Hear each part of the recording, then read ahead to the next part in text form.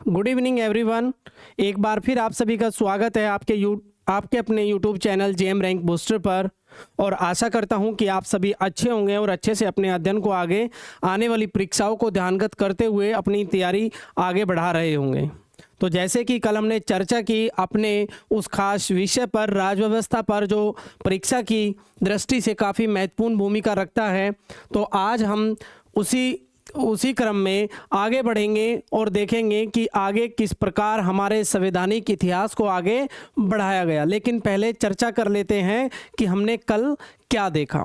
तो हमने पढ़ा और देखा कि किस प्रकार 1940 में भारत के वायसराय लिनलिथगो के द्वारा एक प्रस्ताव लाया जाता है और उस प्रस्ताव को अगस्त प्रस्ताव का नाम दिया जाता है। और उस प्रस्ताव के द्वारा क्या बताया जाता है, उसमें ये बताया जाता है कि हम आपको और ज़्यादा अधिकार देंगे, आपका स्वशासन होगा, आपका नया संविधान, जब आपका अपना जो संविधान होगा उसमें आपकी अहम भूमिका होगी। और ये भी साथ साथ कहा कि अल्पसंख्यकों की सहमति के बिना कोई संविधान नहीं बनेगा। यानी यहाँ तक भी ब्रिटिश सरकार या फिर कहे ब्रिटिश सरकार के अधिकारी भारत में वायसराय की ये मानसिकता थी, ये विचार था, वो अभी भी डिवाइड एंड रूल वाली पॉलिसी पर काम कर रहे थे। फूट डालो और राज करो वाली नीति पर अभी भी यहाँ सरकार काम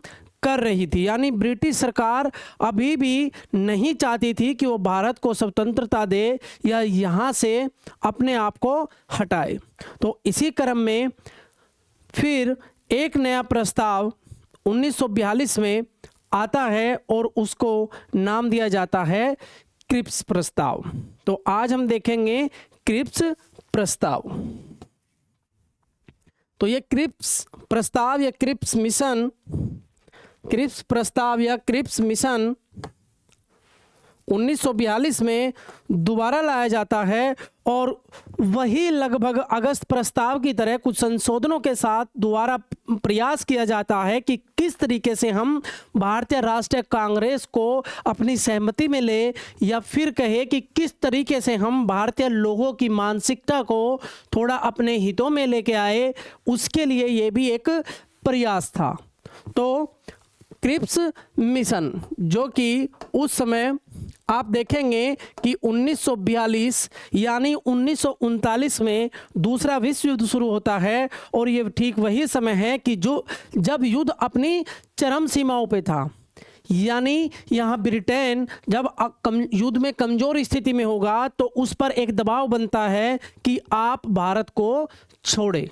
ये प्रस्ताव आता है और फिर उस पर एक दबाव बनता है कि आप देखेंगे कि द्वितीय विश्व युद्ध के समय अमेरिका, ऑस्ट्रेलिया व चीन द्वारा भारत को स्वतंत्र कराने के लिए ब्रिटिश सरकार पर दबाव बनाया गया। और जब दबाव डाला गया तो उसी समय ब्रिटिश सरकार को एहसास हो गया कि भारतीयों की मांग को और ज़्यादा नहीं टाला जा सकता। तो उस समय के ब्रिटिश प्रधानमंत्री विंस्टन चर्चिल ने एक कमीशन या एक मिशन के तहत मिस्टर क्रिप्स को भारत भेजा और उस वार्ता के लिए भेजा कि वो कांग्रेस के साथ किसी न किसी तरीके से अपनी सहमति बनाए। लेकिन वो विफल होती है। उधर से स्टैफोर्ड क्रिप्स आते हैं और इधर भारत में राष्ट्रीय कांग्रेस की ओर से प्रतिनिधित्व करते हैं पंडित जवाहरलाल नेहरू। वह भारत के पहले शिक्षा मंत्री बने मौलाना आज़ाद।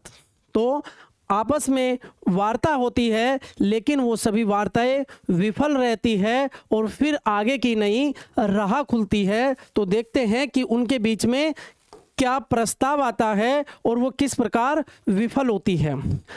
तो तत्कालीन ब्रिटिश प्रधानमंत्री विंस्टन चर्चिल द्वारा युद्ध मंत्रिमंडल के सदस्य रहे स्टैफोर्ड क्रिप्स को भारत भेजा जाता वार्ता हेतु 23 मार्च 1942 को वार्ता के लिए भारत की राजधानी दिल्ली भेजा जाता है। 30 मार्च 1942 को एक प्रस्ताव प्रस्तुत किया गया जिसके मुख्य बिंदु इस प्रकार थे। यानी उस प्रस्ताव में पहली बात क्या लिखी हुई थी या क्रिप्स के द्वारा उस प्रस्ताव में वो कौन सी मुख्य बातें थी उनको ध्यान देंगे। तो उसमें पहली बात थी कि युद्ध के बाद संविधान की रचना के लिए गठन किया जाएगा, यानी जब युद्ध खत्म होगा तो एक संविधान सभा का गठन किया जाएगा और वो युद्ध के बाद होगा। प्रांतों को संविधान को स्वीकार करने या अपने लिए अलग संविधान निर्माण की स्वतंत्रता होगी। अब आप इस चीज को देखेंगे कि प्रांतों को संविधान को स्वीकार करने या अपने लिए अलग संविधान निर्माण की स्वतंत्रता होगी, यानी ये वही चीज आपको दोबारा दिखाई दे रही होगी या समझ आ रही होगी कि यह भी वही फूट डालो राजनीति करो वाली बात है। यानी एक देश में वो बात कर रहे हैं कि जो प्रांत हैं वो अपना अलग से संविधान बना सकते हैं, यानी वो एक विचारधारा उन प्रांतों के मुखियाओं के अंदर डालना चाहते हैं कि आप अपने अलग संविधान की मांग को उठाइए। यानी वो नहीं चाहते कि एक भारत बने, श्रेष्ठ भारत बने, यानी उन्होंने क्या किया, यहाँ भी एक नई विचारधारा को जन्म देना शुरू किया। वो चाहते हैं कि प्रांतों के लिए उन्होंने स्वायत्तता दी या स्वतंत्रता की बात कही कि प्रांत अपना संविधान या तो वो उस संविधान में भी शामिल हो सकते हैं या फिर वो स्वतंत्र हैं कि वो अपना संविधान भी बना सकते हैं। मुस्लिम लीग को भारतीय संघ को स्वीकार करने अथवा ना करने की स्वतंत्रता होगी, यानी फिर वही जो बीज 1905 के बाद बोया गया उसी की बात फिर यहाँ हो रही है। मिस्टर क्रिप्स जो प्रस्ताव लेकर आए उसमें फिर वही बात दोहराई गई कि जो मुस्लिम लीग है वो या तो इसको स्वीकार भी कर सकती है, यानी वो भारतीय संघ को स्वीकार भी कर सकती है, अथवा न करने की उसको स्वतंत्रता होगी। यानी मुस्लिम लीग के अंदर वो एक मैसेज देना चाहते हैं कि वो भारतीय संघ में रह भी सकती है या वो अपने आप को अलग भी रख सकती है। नए संविधान के निर्माण तक भारत की रक्षा ब्रिटिश सरकार के पास रहेगी, यानी कहीं ना कहीं अभी भी ब्रिटिश सरकार की मंशा है कि वो भारत की रक्षा को अपने हाथ में रखे, यानी भारत पर अपनी सत्ता अभी भी वो कायम रखना चाहते हैं। और अब इन सब चीज़ों को देखते हुए महात्मा गांधी जी कहते हैं कि यह एक टूटे हुए बैंक के नाम उत्तर दिनांकित चेक वाली बात है। यानी महात्मा गांधी का इस मिशन को लेकर जो क्रिप्स साहब लेकर आए उसको लेकर के कहना था कि यह तो वो वाली बात हुई कि एक टूटे हुए बैंक का उत्तर दिनांकित चेक आपको दिया जा रहा है, यानी जो रहेगा ही नहीं उसका आपको चेक दिया जा रहा है उस बैंक का। इसका मतलब ये हुआ कि ये कभी सक्सेस होने वाला नहीं है। और फिर इसी पर पट्टाभी सीतारमैया ने भी इसे अगस्त प्रस्ताव का परिवर्तित संस्करण बताया, यानी कि ये और कुछ नहीं है, वही पहले वाली बातें हैं जो 1940 में अगस्त प्रस्ताव में भारत के वायसराय द्वारा रखी गई थी। तो आपने देखा कि 1942 में विंस्टन चर्चिल के द्वारा जो मिशन भेजा गया जिसके मुखिया स्टैफोर्ड क्रिप्स थे, उनके द्वारा वो बातें रखी गई जिसमें स्वतंत्रता की कोई बात नहीं की गई कि उनको भारत को तुरंत या तात्कालीन स्वतंत्रता दी जाए या फिर उसको संवैधानिक अधिकार दिए जाए या फिर उसको नए संविधान बनाने की तात्कालिक परमिशन स्वीकृति दी जाए, ऐसी कोई बात इस प्रस्ताव के अंदर नहीं थी। तो आप देखेंगे कि क्रिप्स मिशन के आने के क्या कारण थे, तो आप ये पहले ही जान चुके हैं कि सबसे पहली बात थी कि द्वितीय विश्व युद्ध अपने चरम पर था, यानी 1939 से जो युद्ध 1945 तक चला वो 1942 में अपने चरम पर था। इसका मतलब कहीं ना कहीं ब्रिटिश सरकार भारत का भी क्या है समर्थन चाहती थी, तो उसने उस समर्थन को प्राप्त करने के लिए और कुछ लोक लुभावने वादों के साथ क्रिप्स को भारत भेजा। दूसरा कि जापान बर्मा तक पहुंच चुका था। द्वितीय विश्व युद्ध में जापान की एक अच्छी और मजबूत पकड़ थी और जापान उस समय आज के म्यांमार यानी बर्मा तक पहुंच चुका था और ब्रिटेन ठीक इस समय काफ़ी कमज़ोर स्थिति में था और भारतीय नेता स्वतंत्रता की मांग लगातार कर रहे थे। तो इसी बीच अमेरिका ब्रिटेन पर दबाव भी बना रहा था कि वो भारत का राजनीतिक अधिकार दिया जाए, या वो इसका मतलब ये कहिए कि अमेरिका ब्रिटेन को लगातार बार बार कह रहा था कि भारत को उसके राजनीतिक अधिकार दिए जाए। तो इसमें इस क्रिप्स मिशन का मुख्य मेन ऑब्जेक्टिव क्या था कि युद्ध में भारत का समर्थन हो और भविष्य में स्वशासन का आश्वासन देना और ब्रिटिश सत्ता बनाए रखना। यानी ब्रिटेन के प्रधानमंत्री चाहते थे कि जो हमारी सत्ता है वो ऐसे के ऐसे बनी रहे और भारत युद्ध में हमारा समर्थन भी करे। आप देखेंगे कि जैसा कि मैंने आपको बताया, क्योंकि इसमें विभाजन की राजनीति कहीं ना कहीं अभी भी थी, तो उन बिंदुओं को ध्यान में रखते हुए पंडित नेहरू और मौलाना आज़ाद जो वार्ता करने के लिए गए और उन बिंदुओं को देख करके जिस पर वार्ता हुई, उन मुख्य बिंदुओं को देखते हुए वो उसी नीति पर आधारित थे कि फूट डालो और राज करो, जहां दोबारा वही बात की गई, प्रांतों को स्वतंत्र रहने की बात की गई और बाकी मुस्लिम लीग को भी वो कहा गया कि वो भारत संघ में शामिल हो भी सकती है या नहीं, वो उसका अपना स्वयं का फैसला होगा। तो इसीलिए इन सब चीज़ों को देखते हुए इसको अस्वीकार किया गया।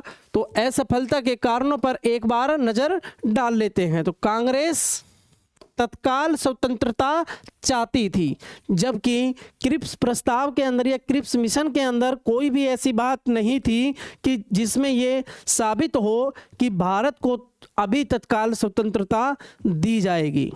एक तरफ ब्रिटिश सरकार ये भी कह रही है क्रिप्स मिशन के अंतर्गत कि भारत का जो रक्षा विभाग है वो अभी भी ब्रिटिश सरकार के अंतर्गत रहेगा।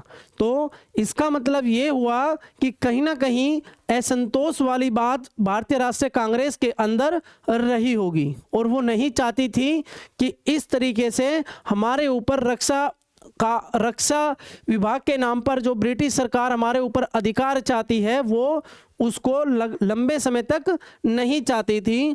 दूसरा, रक्षा ब्रिटिशों के पास थी जो मैंने आपको अभी बताया, और प्रांतों को अलग होने का अधिकार अस्वीकार्य था। यानी ये फूट डालो और राज करने वाली बात हुई, जो प्रांतों को बोला गया कि वो अलग संविधान बना सकते हैं, यानी ये विभाजन करने वाली बात है। तो ये बिल्कुल अस्वीकार्य थी। मुस्लिम लीग पाकिस्तान की स्पष्ट गारंटी चाहती थी।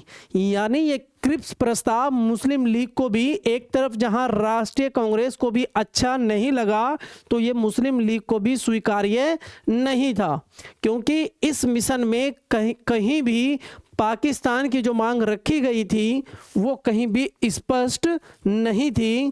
कांग्रेस और लीग के बीच अविश्वास था। कांग्रेस और लीग के बीच जो कल हमने देखा कि किस प्रकार से मुस्लिम लीग उस 1937 के चुनाव में अपनी हार को, और फिर जब 1937 के चुनाव में जो जीत करके भारतीय राष्ट्रीय कांग्रेस आती है, और फिर वह 1939 में जब उसको युद्ध में भारत को बिना सहमति के द्वितीय विश्व युद्ध में ब्रिटेन के साथ झोंक दिया जाता है, तब उसके सारे के सारे मंत्री इस्तीफा दे देते हैं। और किस प्रकार से मुस्लिम लीग उस दिन को मुक्ति दिवस के रूप में मनाती है, या कहे कि मुस्लिम लीग का या मोहम्मद अली जिन्ना का कहना था कि आज भारत कांग्रेस से मुक्त हो गया है। यानी ये चीज़ दिखाती है, ये स्टेटमेंट दिखाती है, ये कथन बताता है कि कहीं ना कहीं मुस्लिम लीग और राष्ट्रीय कांग्रेस के बीच मतभेद थे। तो ये कांग्रेस और लीग के बीच अविश्वास था। अब ये एक नया जन्म देता है कि अब जिस प्रकार से 1942 में जो प्रस्ताव क्रिप्स प्रस्ताव आया वो असफल रहा, यानी वो ना तो मुस्लिम लीग ने स्वीकार किया और ना ही वो भारतीय राष्ट्रीय कांग्रेस को स्वीकार था, क्योंकि उसमें भी विभाजन की बात की गई और कोई ऐसे मजबूत दावेदारी ब्रिटिश सरकार की तरफ से नहीं की गई जो भारत की उस समय राष्ट्रीय कांग्रेस चाहती थी। उसके बाद एक नए आंदोलन की शुरुआत होती है और वो शुरुआत होती है भारत छोड़ो आंदोलन की शुरुआत होती है। वो ठीक उसी समय होती है जब क्रिप्स यहाँ आते हैं, उसी वर्ष एक नए आंदोलन की शुरुआत होती है और ये होती है महाराष्ट्र के वर्धा से। उसमें महात्मा गांधी तो शामिल नहीं होते हैं, लेकिन वो सदस्य जो क्रिप्स प्रस्ताव में राष्ट्रीय कांग्रेस की तरफ से वार्ता करने में शामिल थे, वो शामिल होते हैं और किस प्रकार एक नए आंदोलन भारत छोड़ो आंदोलन को जन्म होता है। क्रिप्स मिशन की विफलता के पश्चात कांग्रेस को यह विश्वास हो गया कि ब्रिटिश सरकार से किसी प्रकार की आशा करना व्यर्थ है, यानी ब्रिटिश सरकार उन बेतुके तथ्यों को, उन चीज़ों को सामने रखती है कि जो आज के हिसाब से यानी वर्तमान स्थिति में भारत को कुछ भी नहीं मिल रहा है, ऐसे तथ्यों को वो सामने रखती है और भारत का रक्षा विभाग इत्यादि को अपने पास रखने की बात करती है और विभाजन की बात करती है। तो कहीं ना कहीं अब ये विश्वास हो गया था कि ब्रिटिश सरकार पर विश्वास करना बिल्कुल व्यर्थ है, यानी इस प्रकार की बातों से कभी भारत आज़ाद नहीं होगा, कभी स्वतंत्र नहीं होगा। अब जब ऐसा विश्वास हुआ तो 14 जुलाई 1942 को वर्धा ये महाराष्ट्र में एक जगह पड़ती है वर्धा, ये महाराष्ट्र के अंदर वर्धा में कांग्रेस का कार्य समिति की बैठक में अंग्रेजों भारत छोड़ो का प्रस्ताव पारित किया गया। अंग्रेजों भारत छोड़ो का प्रस्ताव पारित किया गया। इस अधिवेशन में अंग्रेजों भारत छोड़ो का प्रस्ताव पंडित जवाहरलाल नेहरू द्वारा प्रस्तावित किया गया, जिसका सरदार वल्लभ भाई पटेल ने समर्थन किया और इस ऐतिहासिक हिस्टोरिकल सम्मेलन में ही गांधी जी ने करो या मरो का नारा दिया। आंदोलन की शुरुआत 9 अगस्त 1942 को हुई और इसे ही अगस्त क्रांति के नाम से भी जाना जाता है। यानी जब भारत की राष्ट्रीय कांग्रेस को या भारत के नागरिकों को ये विश्वास हो गया कि अब ब्रिटिश सरकार बिल्कुल व्यर्थ की बातें कर रही है और एक तरफ हमें आश्वासन दे करके युद्ध में झोंकना चाहती है, तब लोगों को लगा कि इन बातों से कुछ भी नहीं होने वाला है, ये व्यर्थ की बातें हैं, तो क्यों ना हम एक नया आंदोलन छेड़ें और वो ब्रिटिश सरकार के खिलाफ छेड़े कि भारत छोड़ो, यानी अंग्रेजों भारत छोड़ के जाओ। तो ऐसे एक आंदोलन की शुरुआत होती है और ये होता है 1942 में। तो आपको ये याद रखना है कि भारत छोड़ो आंदोलन 1942 में, और इसी आंदोलन में गांधी जी करो या मरो, डू और डाई, यानी करो या मरो, यानी आप स्वतंत्रता के लिए कुछ या तो करो या मरो, लेकिन आपको अब कुछ करना है। अगर आपको स्वतंत्रता चाहिए तो आपको अब कुछ करना है। ये इसका एक जो क्रिप्स मिशन जो इंडिया में आया, उसके साथ साथ कि उसके आने से किस प्रकार भारत छोड़ो आंदोलन की शुरुआत हुई, ये यहाँ इसका पर्सपेक्टिव सिर्फ इतना ही है, बाकी आप इसको हिस्ट्री में विस्तृत रूप से पढ़ेंगे। अब इस पर जब भारत छोड़ो आंदोलन शुरू होता है तो ब्रिटिश सरकार इसका दमन करना चालू करती है, क्योंकि अब ब्रिटिश सरकार के पास बात करने का या वो वार्ता करे भारतीय राष्ट्रीय कांग्रेस के साथ में या भारतीय नेताओं के साथ में, वो किसी भी प्रकार से वार्ता करने में विफल हो रही थी। यहाँ की अखिल भारतीय संस्था भारतीय राष्ट्रीय कांग्रेस और उसके नेताओं को ये अच्छे से समझ आ चुका था कि किसी भी प्रकार से ब्रिटिश सरकार से वार्ता करना व्यर्थ है। वो हमें सिर्फ और सिर्फ उन वादों पर बात करती है जो भविष्य में पूरे होंगे, यानी वो हमें तत्काल कोई भी छूट या किसी प्रकार की स्वतंत्रता देने की बात नहीं करती है। तो अब जब भारत ने अंग्रेजों भारत छोड़ो का आंदोलन चलाया तो उसका दमन करती है, और नेताओं की गिरफ्तारियां होंगी और हिंसक दमन होंगे, प्रेस पर रोक लगेगी और कांग्रेस पर प्रतिबंध लगेंगे और सभी बड़े नेता गिरफ्तार होंगे। यानी अब एक तरीके से यानी शक्ति का प्रयोग करके भारत के नेताओं को रोका जाएगा। चूंकि अब एक नए आंदोलन की शुरुआत, भारत की स्वतंत्रता के लिए एक नए आंदोलन की शुरुआत, यानी कुछ लोगों ने यहाँ तक कि हिंसक रूप से और कुछ लोगों ने अहिंसक रूप से अंग्रेजों का विरोध खुल करके करना जब शुरू किया तो ब्रिटिश सरकार की प्रतिक्रिया कुछ इस प्रकार आई कि उसने बड़े नेताओं को गिरफ्तार कर लिया और कांग्रेस पर कुछ प्रतिबंध लगाए और उसका हिंसक दमन करना शुरू किया। तो इस प्रकार से आप देखेंगे कि भारत छोड़ो आंदोलन 1942 भारतीय संवैधानिक इतिहास का निर्णायक मोड़ था, जिसने ब्रिटिश शासन की समाप्ति और संविधान सभा की स्थापना का मार्ग प्रशस्त किया। यानी अब ये वो समय था जहां राष्ट्रीय चेतना का एक नया उदय हुआ और लोगों को लगा कि अब हम अवश्य ही स्वतंत्रता को लेकर मानेंगे। यानी एक राष्ट्रीय चेतना, राष्ट्रीयता की भावना अब लोगों के अंदर कूट कूट कर भर चुकी थी।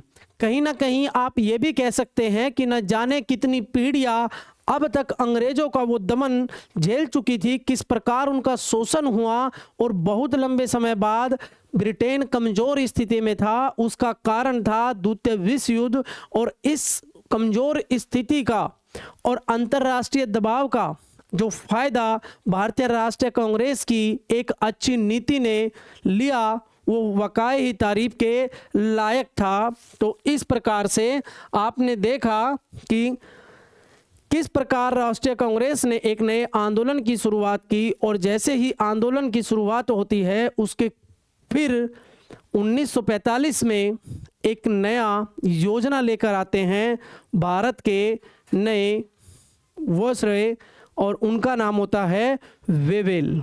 तो एक नई योजना वेवेल के नाम से, जिसको हम वेवेल योजना के नाम से जानते हैं, वो आती है 1945 में। तो आप देखेंगे कि वेवेल योजना क्या थी। वेवेल योजना भारत में जून 1945 में प्रस्तुत की गई। इसे भारत के तत्कालीन वायसराय लॉर्ड वेवेल ने रखा, और लॉर्ड वेवेल जो कि आपने देखा कि 1940 में जो अगस्त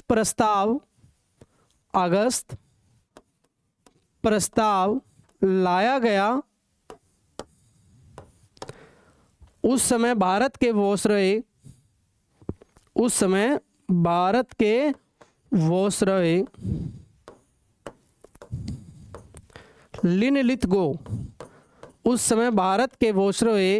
लिनलिथगो द्वारा लाया गया। अब ये वायसरॉय हटाए जाते हैं अपने पद से, लिनलिथगो हटाए जाते हैं और एक नए वायसरॉय की नियुक्ति होती है। उनका नाम होता है वेवेल, और वेवेल बहुत चतुर और चालाक किस्म के वायसरॉय थे। उनको लगा कि मैं कहीं ना कहीं भारतीयों के साथ सहमति पा लूँगा, तो वो एक नई योजना को लेकर आते हैं, उसका नाम होता है वेवेल। और इस योजना का मुख्य उद्देश्य था कि ब्रिटिश शासन के अंतिम चरण में भारतीयों को शासन में अधिक भागीदारी देना।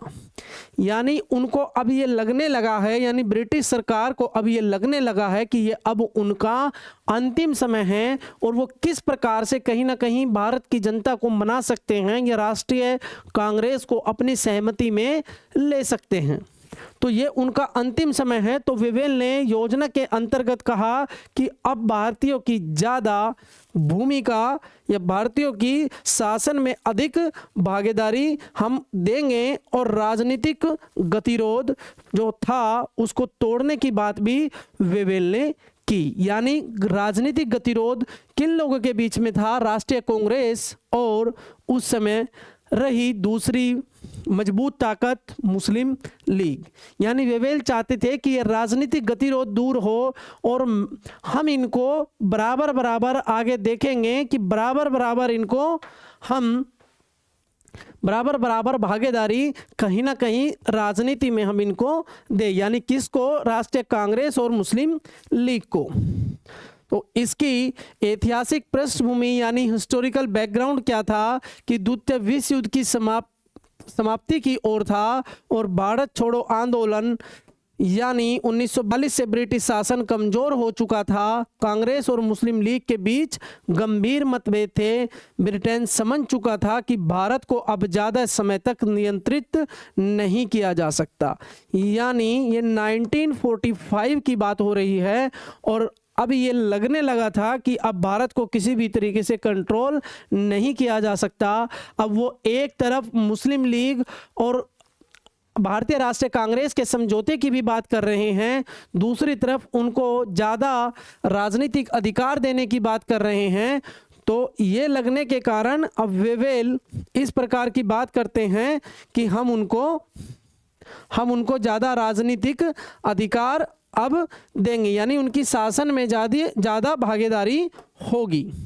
तो अब वेवेल योजना के मुख्य प्रस्ताव क्या थे? यानी वो किस तरीके से भारतीय राष्ट्रीय कांग्रेस और मुस्लिम लीग के साथ सहमति चाहते थे। उन्होंने कहा कि जो कार्यकारी हमारी परिषद है, जो वायसराय की कार्यकारी परिषद थी, कि उसमें एग्जीक्यूटिव काउंसिल को फिर से बनाया जाएगा और इसमें अधिकांश सदस्य भारतीय होंगे। ये काफ़ी महत्वपूर्ण और इसमें निर्णय बहुमत के अनुसार लिए जाते थे, जिसमें पहले आपने देखा कि 1858 कि जहां उसके अधिकांश सदस्य वायसराय की कार्यकारिणी के अधिकांश सदस्य सरकारी होते थे और भारतीयों की बहुत कम भूमिकाएं होती थी। अब वायसराय कह रहे हैं कि इसमें अधिकांश सदस्य भारतीय होंगे, यानी वो कहीं ना कहीं राजनीतिक अधिकार देने की बात कर रहे हैं। अब वायसराय भारतीय को राजनीतिक अधिकार देने की बात भी कर रहे हैं, क्योंकि उनको अब ये मालूम हो चुका है कि अब हम ज़्यादा दिन तक भारत के ऊपर शासन नहीं कर सकते। तो वो कुछ इस तरह की बात कर रहे हैं कि हम इन बातों से कहीं ना कहीं भारतीय राष्ट्रीय कांग्रेस या यहाँ के लोगों, यहाँ के नेताओं को ये समझ आए कि हम एक अच्छी सरकार चलाना चाहते हैं, लेकिन आप देखेंगे ऐसा नहीं होता है। मुस्लिम और गैर मुस्लिम बराबर हों, यानी वो कह रहे हैं कि हम मुस्लिम और गैर मुस्लिम जो लोग हैं उनको बराबर तरीके से हम राजनीतिक अधिकार देंगे, उनकी बराबर संख्या होगी। कार्यकारी परिषद में मुस्लिम गैर मुस्लिम की संख्या बराबर होगी, यानी हम उनको बराबर के अधिकार देंगे। अब रक्षा वायसराय के पास रहेगी। ये दोबारा वही बिंदु है जिसको कभी भारतीय राष्ट्रीय कांग्रेस नहीं मानेगी। क्यों रक्षा ब्रिटिश सरकार के पास रहेगी? वो क्यों भारत को स्वतंत्रता, तात्कालिक स्वतंत्रता क्यों नहीं देना चाहते हैं? हालांकि परिषद भारतीय होगी, लेकिन रक्षा विभाग वायसराय के पास नियंत्रण में रहेगा या वायसराय के पास रहेगा। तो इस प्रकार से कि कार्यकारी परिषद का पुनर्गठन होगा और उसमें अधिकांश सदस्य भारतीय होंगे, मुस्लिम और गैर मुस्लिमों को बराबर अधिकार दिए जाएंगे और रक्षा वायसराय के पास रहेगी। ये वेवेल योजना के मुख्य कुछ बिंदु थे। और फिर आप देखेंगे कि सभी सदस्य भारतीय होंगे, यानी वायसराय और सेना प्रमुख को छोड़कर ये पहले ही कह चुके हैं कि रक्षा विभाग किसके पास होगा? वायसराय के पास होगा, यानी वायसराय और सेना प्रमुख को छोड़कर बाकी सभी सदस्य भारतीय होंगे। यानी अब ब्रिटिश सरकार चाहती है कि हम किसी भी बिंदु पर या किसी भी ताकत पर किसी भी तरह से बस अपनी सत्ता जमाए रखे, चाहे अधिकांश भागीदारी भारतीय लोगों की ही क्यों ना हो, लेकिन हमारा प्रभुत्व ऐसे ही बना रहे। कम से कम ये अब ब्रिटिश सरकार चाहती है, कोई संवैधानिक परिवर्तन नहीं। यानी यह योजना केवल प्रशासनिक थी, संविधान में कोई बदलाव नहीं किया जाना था। यह योजना केवल प्रशासन की बात कर रही है कि भारतीयों की ज़्यादा भागीदारी होगी, मुस्लिम और गैर मुस्लिमों को बराबर अधिकार दिए जाएंगे। यानी किसी संविधान में किसी प्रकार के फेरबदल की बात नहीं कर रही थी। और फिर एक नए सम्मेलन की बात होती है ताकि समझौता कराया जा सके। किसके बीच समझौता कराया जा सके? भारतीय राष्ट्रीय कांग्रेस और मुस्लिम लीग के बीच समझौता कराया जा सके। एक सम्मेलन की बात होती है और एक सम्मेलन होता है जिसको नाम दिया जाता है शिमला सम्मेलन। तो ये शिमला कॉन्फ्रेंस 1945 में योजना को लागू करने हेतु, ये योजना जो वेवेल योजना थी, इसको लागू करने के लिए और भारत के सभी पक्ष यानी राष्ट्रीय कांग्रेस, मुस्लिम लीग और कुछ प्रमुख नेता बैठ करके वार्ता करें। और ये जो वेवेल योजना थी कि हम इस पर बैठ करके एक बार बात करें और फिर हम क्यों ना इसको लागू करें। और यह इस योजना पर या इस प्रस्ताव पर जो वेवेल वायसराय के द्वारा, वेवेल नाम के वायसराय के द्वारा रखी गई थी, इस पर कई दिनों तक शिमला के अंदर बहस चलती है, चर्चा होती है और अंतिम रूप से यह चर्चा फिर दोबारा कांग्रेस और मुस्लिम लीग के कोई समझौता नहीं होता है, उनके बीच में वो गतिरोध बराबर बना रहता है, तो उसी वजह से वो फिर विफल होती है।